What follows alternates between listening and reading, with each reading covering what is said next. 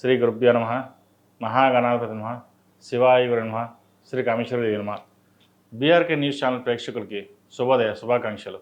నేను మీ సోమేశ్వర శర్మ. మేషం నుండి మీనం వరకు ఉన్నటువంటి రాశి ఫలితాలు నా పరిజ్ఞానం సహకరించిన మేరకు ఈ వారం రాశి ఫలితాలను తెలియజేస్తాను. ఈ రాశి ఫలితాలు జూలై 6వ తేదీ నుండి 12వ తేదీ వరకు వర్తిస్తాయి.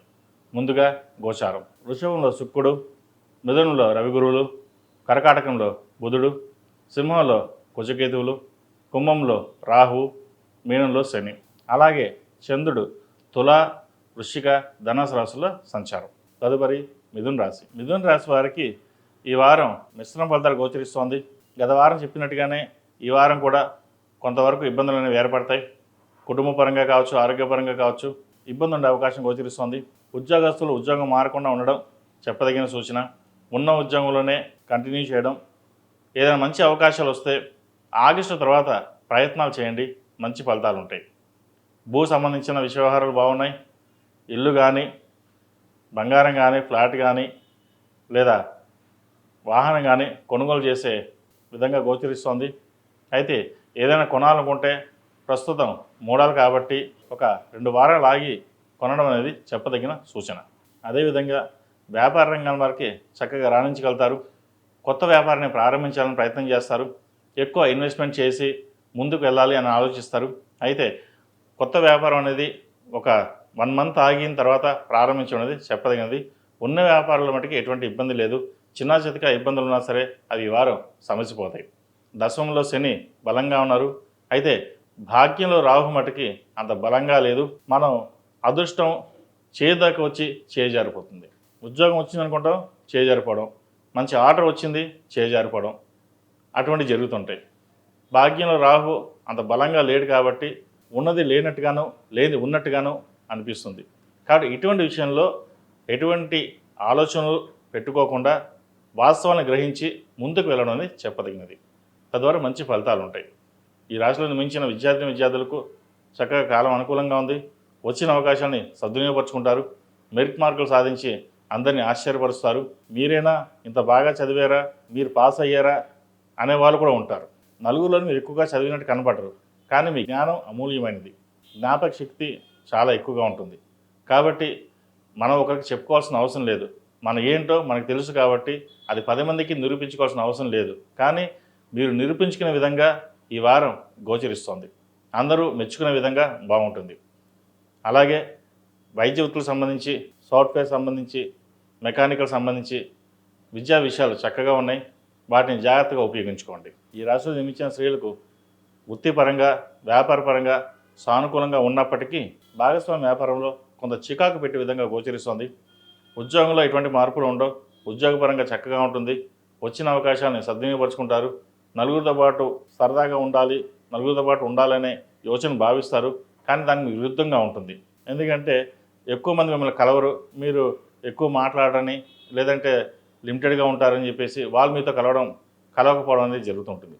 సరే, ఎవరు ఎలా ఉన్నా సరే ఉద్యోగపరంగా మన స్థానం ఏంటి, ఏం చేయాలి అనే భావన ఎక్కువగా ఉంటుంది. ఉద్యోగం మీదే మీరు కాన్సన్ట్రేషన్ ఎక్కువగా ఉంటుంది. కాబట్టి ఎటువంటి విషయాల్లోనూ మీరు ఏమీ ఆలోచించకుండా ఉద్యోగంలోనే స్థిరంగా ఉండడానికి ప్రయత్నాలు చేయండి. అదేవిధంగా ఖర్చుల విషయంలో కొంచెం జాగ్రత్తలు తీసుకోవాలి. రూపాయికి రూపాయి ఖర్చు అయ్యే విధంగా ఉంది. అయితే అవి మంచి ఖర్చులే ఉంటాయి.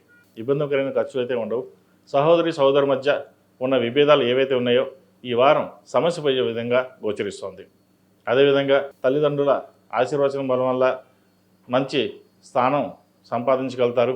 బంధువులతో కలిసి ఆనందంగా గడుపుతారు. విహారయాత్రలు చేస్తారు. పుణ్యక్షేత్రాలని సందర్శిస్తారు. అది ఈ వారం చెప్పుకోదగ్గ మంచి విషయం అని చెప్పవచ్చు. కాబట్టి ఈ రాశి వారికి కొంత మిశ్రమ ఫలితాలు ఉన్నా కూడా వారాంతంలో కొంత శుభసూచకం అని చెప్పచ్చు.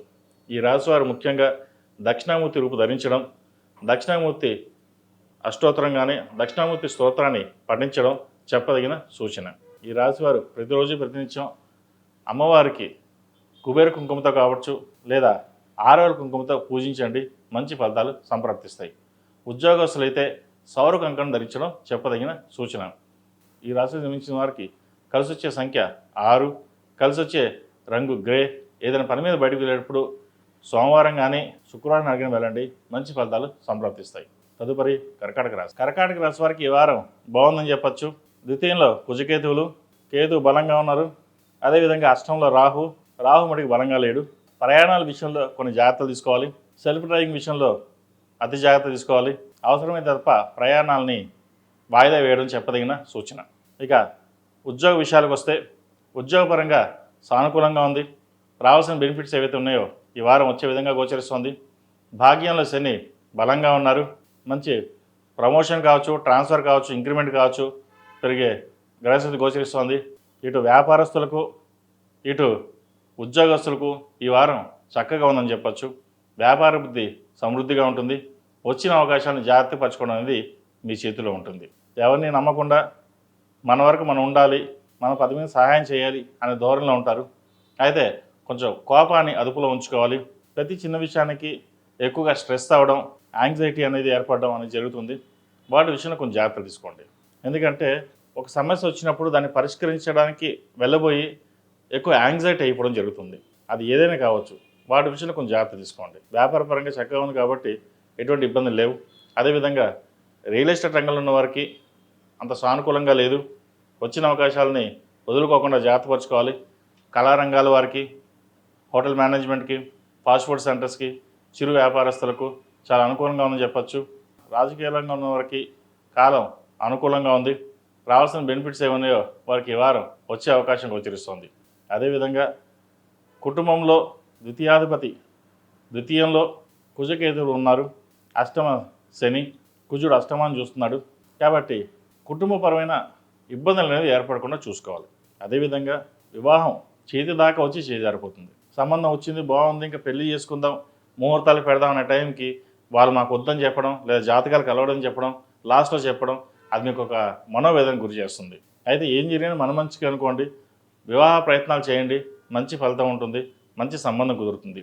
అదేవిధంగా సంతానం కోసం ఎదురు చూస్తున్న వారికి సంతానం కలిగే యోగ్యత గోచరిస్తోంది. సంతానపరమైన ఇబ్బందులు ఏమీ లేవు.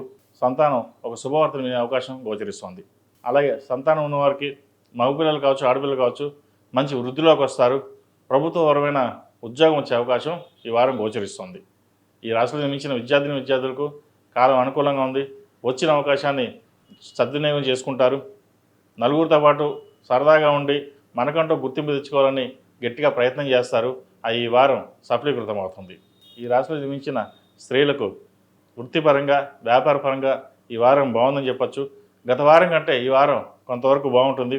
అయితే ఆరోగ్యపరంగా కొన్ని జాగ్రత్తలు తీసుకోవాలి. ఎందుకంటే అష్టమంలో రాహు బలంగా లేరు. ఇటు షష్టమాధిపతి గురువు, భాగ్యాధిపతి గురువు వ్యయంలో కంబస్ట్ అయ్యారు. కాబట్టి డబ్బు ఇలా వచ్చి అలా ఖర్చు అయిపోతుంది. డబ్బు వస్తుంది, ఖర్చు అవుతుంది. అది హాస్పిటల్ ఖర్చు కావచ్చు, ఇంక మరే విషయాన్ని ఖర్చు కావచ్చు. కాబట్టి ఇటువంటి విషయంలో జాగ్రత్తలు తీసుకోండి. ఆరోగ్యపరమైన కొన్ని జాగ్రత్తలు కూడా తీసుకోవడం చెప్పదగిన సూచన. అదేవిధంగా విదేశాల్లో ఉన్నవారికి విదేశీయానం చేసే అవకాశం గోచరిస్తుంది. మంచి ఉద్యోగ అవకాశాలు కలిసి వస్తాయి. ఈ వారం మంచి ప్రమోషన్స్ కావచ్చు, ట్రాన్స్ఫర్ కావచ్చు అయ్యే అవకాశాలు కూడా లేకపోలేదు. కాబట్టి ఈ వారం గత వారం కంటే ఈ వారం కొంతవరకు బాగుందని చెప్పవచ్చు. ఈ రాశివారు ప్రతిరోజు ప్రతినిత్యం గణపతి స్తోత్రం పఠించడం. ఎందుకంటే ద్వితీయంలో కేతుకు అధిష్టాన దేవత వినాయకుడు. కుటుంబ పరంగా అన్ని విధాలుగా బాగుండడానికి వినాయకుడిని జిల్లేడు ఒత్తులతో దీపారాధన చేయడం, ఒక బుధవారం నాడు గణపతికి గకారక అష్టోత్తరంతోటి గరకతో పూజించడం చెప్పదగిన సూచన. ఈ రాశిలో జన్మించిన వారికి కలిసి వచ్చే సంఖ్య 2, కలిసి వచ్చే రంగు తెలుపు, కలిసి వచ్చే రంగు ఎల్లో. ఏదైనా పని మీద బయటకు వెళ్ళేటప్పుడు బుధవారం కానీ శనివారం కానీ వెళ్ళండి, మంచి ఫలితాలు సంప్రాప్తిస్తాయి.